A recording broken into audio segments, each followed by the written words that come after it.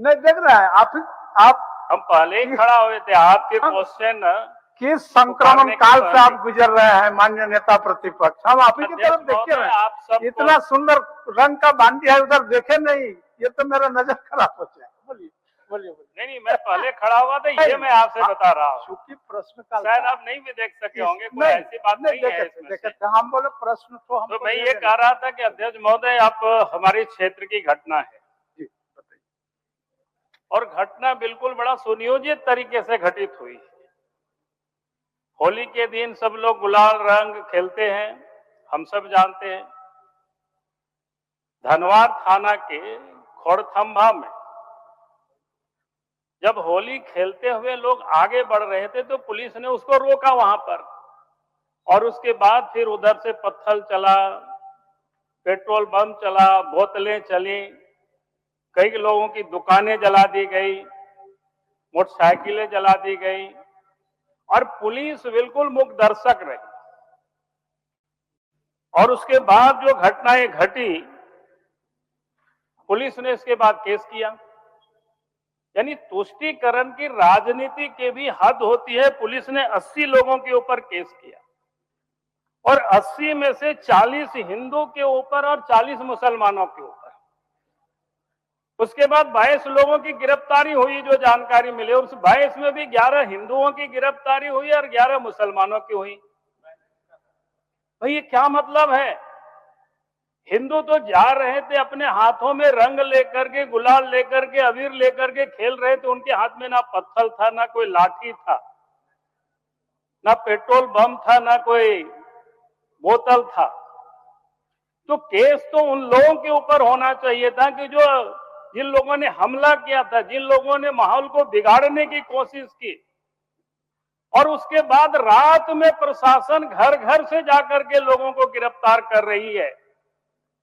यानी लगा कि कोई लोगों ने क्राइम किया है इस प्रकार से। इसलिए अध्यक्ष महोदय, ये जो विषय है, हमें राज्य में कानून व्यवस्था जिस प्रकार से बिगड़ रही है, और आने वाला समय, अभी ईद भी है, फिर रामनवमी भी है, सरहुल भी है, तो इतने जुलूसें होते रहेंगी। इसलिए मैं कहूंगा कि क्वेश्चन आवर छोड़ करके आप इस पर बहस होना चाहिए, कानून व्यवस्था पर। इसीलिए मैं आज यहाँ खड़ा हुआ हूँ। ये बड़ा गंभीर मामला है, इसलिए आप क्वेश्चन आवर को बंद करके आप इस पर बहस कराइए। चलिए प्रदीप जी, माननीय महोदय जवाब दे। जो बातें अच्छी हो, उन बातों की भी प्रशंसा होनी चाहिए। यहाँ से मैं माननीय अध्यक्ष जी से आग्रह करूंगा कि आसन की ओर से, पूरे विधानसभा की ओर से बधाई जाना चाहिए एकरा मस्जिद के उन मुसलमानों को और महावीर मंडल के उन तमाम हिंदू नेताओं को जिन्होंने मिलकर होली खेला और पूरे राज्य में, पूरी दुनिया में एक संदेश दिया है कि भाई हम हिंदू और मुसलमान मिलकर रहना चाहते हैं। ये लोग राजनीतिक रोटी सेकने के लिए या हिंदू और मुसलमानों में तफरका पैदा करते हैं। इनके नेता वहां जाके हिंदुओं को भड़काते हैं। अध्यक्ष महोदय, देश शांति चाहता है, देश महोदय, ऐसे लोगों को जो आदरणीय नेता प्रतिपक्ष ने घोड़तंबा की घटना का जो जिक्र किया है, वो घटना का एक पक्षीय चित्रण है।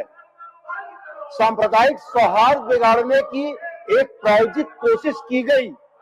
हमारे प्रशासन ने बड़े संयम का परिचय देते हुए बगैर किसी जान के नुकसान के, हाँ ये सही है कि कुछ कुंटियां जली है, कुछ पुताने जली है, लेकिन मैं उनसे ये पूछना चाहता हूं कि अरखांगों का जुलूस जिला प्रशासन के बताए जाने पर वैकल्पिक मार्ग से निकल गया।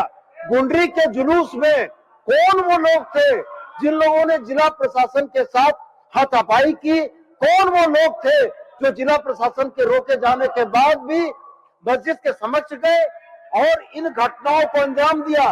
मान्यवर, ये देश में समाज को बांटने की कोशिश जो उत्तर प्रदेश से चली है, होली और जुमे का नमाज, ये लोग आज इस बात के लिए बड़े दुखी हैं कि पूरा झारखंड इनके बहकावे में नहीं आया। ये लोग इस बात के लिए दुखी हैं कि एक बात घोड़थंबा के होने वाले लोग इन प्रश्नकाल होने वाली बातों में आएगा। आदरणीय प्रतिपक्ष सांप्रदायिक सौहार्द बिगड़ा है, विषय तो सरकार के समक्ष माननीय नेता प्रतिपक्ष सारा विषय को रख दिए, तो फिर क्वेश्चन और चलने दीजिए। मान्य सदस्य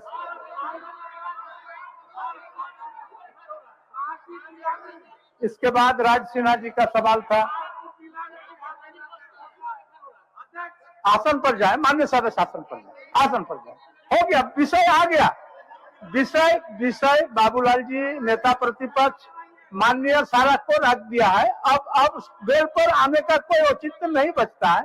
अमित जी, राम प्रकाश जी, आसन पर जाए।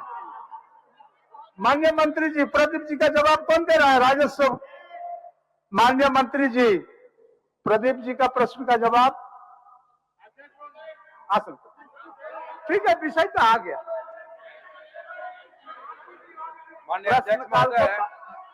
मान्य सदस्य आग्रह है कि प्रश्नकाल को बाधित न करें। प्रश्न था महोदय, उन्होंने चिंता व्यक्त किया है कि महोदय सुरक्षा जोखिम, पर्यावरण संतुलन बनाए रखने का, लघु खनिज एवं पत्थर के बालू खनन का।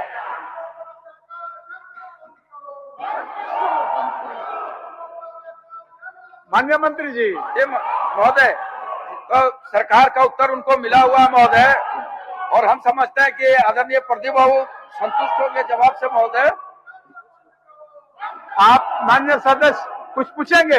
हाँ बिल्कुल अध्यक्ष महोदय, मैंने सरकार का एक महत्वपूर्ण प्रश्न की ओर ध्यान आकृष्ट किया है, और उस प्रश्न के उत्तर में सरकार ने अपने उत्तर भी अंकित किए हैं। हमने कहा है कि भाई खनिज की चोरी रोकने के लिए, उसके खनन, उसके परिवहन रोकने के लिए सरकार ने कई कड़े कानून बनाए, लेकिन उसके कठोरता से अनुपालन न होने के कारण राज्य में भारी राजस्व की हानि हो रही है। उस उत्तर में सरकार ने ये कहने का प्रयास किया है कि हमारे अधीनस्थ पदाधिकारियों ने जो वीरता दिखाई है, उसके तमाम चीज अंकित है कि 3 वर्षों में इतने हमने केसेस किए, इतने चीजों को सीज किया। अध्यक्ष महोदय, कुल 5153 केस हुए हैं 3 वर्षों में।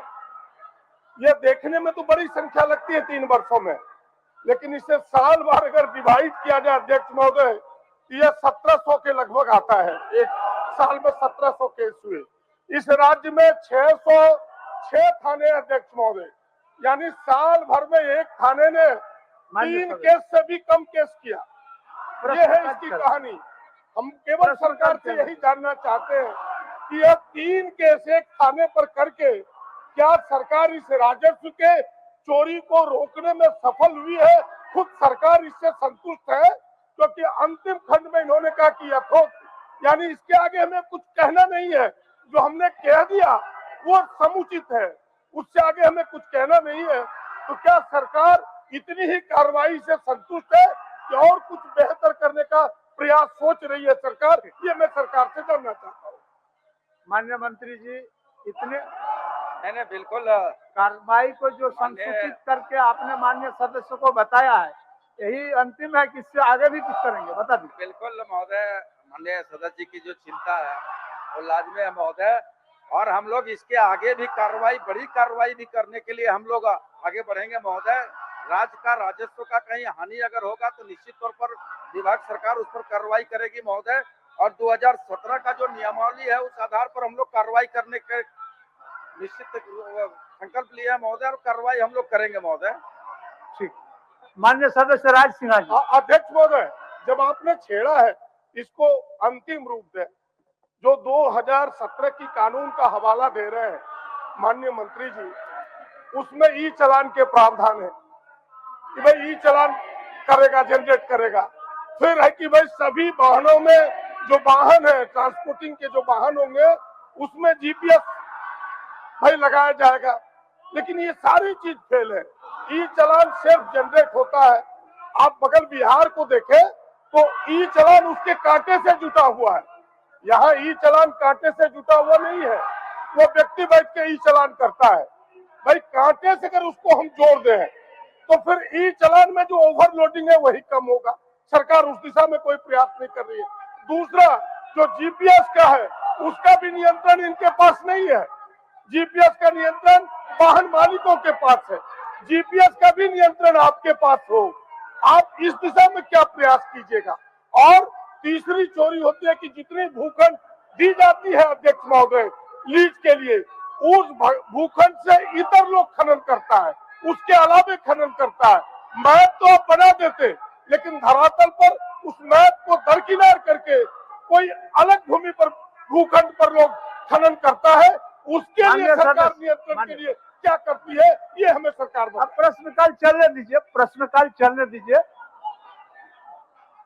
अंतिम में बोल दीजिए आप, अंतिम। माननीय अध्यक्ष महोदय, देखिए महोदय, जिला खनन कार्यालय के द्वारा उपायुक्त की अध्यक्षता में टीम गठित है महोदय, और समय समय पर कार्रवाई होते चली आ रही है महोदय। समय समय पर कार्रवाई आगे भी होगा। माननीय प्रदीप जी का जो सुझाव है, निश्चित तौर पर उसको हम लोग ग्रहण करेंगे और ग्रहण के साथ आगे बढ़ने का काम करेंगे। ठीक है, तो राज सिन्हा जी, राज सिन्हा जी, माननीय सदस्य राज सिन्हा जी, माननीय सदस्य राज सिन्हा जी, ऑर्डर में आपसे तो आग्रह ही कर रहा है। माननीय नेता प्रतिपक्ष से मेरा आग्रह है कि माननीय सदस्यों को बैठाएं ताकि थोड़ा प्रश्नकाल है, सत्येंद्र बाबू का है, अमित कुमार का है, अमित कुमार यादव जी का है, 2-4 प्रश्न लेने दीजिए। आप तो कर रहे हैं कि आप बहस कराइए आप ये लॉ एंड ऑर्डर पर, अध्यक्ष महोदय। चलिए बैठिए आप इस दिशा में कुछ बोलेंगे? माननीय संसदीय कार्य मंत्री, माननीय संसदीय कार्य मंत्री कुछ बोलेंगे? उनका लॉ एंड ऑर्डर का के विषय को लाए हैं नेता प्रतिपक्ष महोदय। राज्य में अगर इस प्रकार की कहीं घटना होती है तो पक्ष और विपक्ष दोनों ऐसे मामले में संवेदनशील होते हैं। क्योंकि बजट सत्र चल रहा है, गृह विभाग के अनुदान की मांग आनी है, बेहतर होगा कि ऐसे विषयों की चर्चा आप जब होम डिपार्टमेंट से संबंधित अनुदान की मांग होगी उस पर आप चर्चा कर लीजिए, बात करिए, सरकार उत्तर करेगी आपको। लेकिन ऐसी घटना को लेकर राजनीति करना अच्छी बात नहीं है महोदय। माननीय सदस्य, माननीय महोदय, मैं माननीय संसदीय मंत्री जी से जानना चाहता हूं, क्या माननीय संसदीय मंत्री जी, इनकी आदत ना रही है इस प्रकार के चीजों में राजनीति करने का? ये तो हिंदू मुसलमानों को दो भागों में बांट के, ये तो हिंदू मुसलमानों को, देश को दो भागों में बांट के राजनीति करने की इनकी फितरत रही है। माननीय कोई नई चीज नहीं है, ये इनकी फितरत रही है, आदत रही है। माननीय सदस्य सत्येंद्र नाथ तिवारी जी, सत्येंद्र नाथ तिवारी जी,